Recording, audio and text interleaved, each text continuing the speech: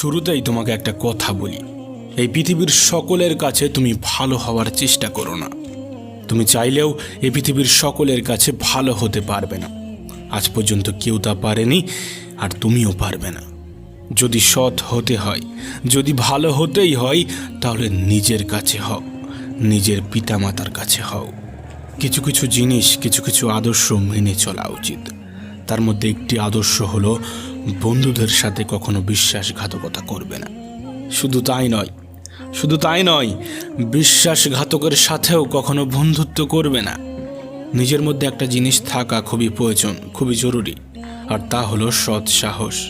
যদি ভুলকে ভুল এবং ঠিককে ঠিক বলার সাহস তোমার মধ্যে না থাকে, তাহলে তোমার মধ্যে সৎ সাহস এবং ক্ষমতা কোনোটাই নেই। তোমার সাথে তোমার রবের সম্পর্ক সব থেকে বেশি গভীর হওয়া উচিত। এই পৃথিবীতে এমন একটা সম্পর্ক থাকা অত্যন্ত জরুরি, যার সাথে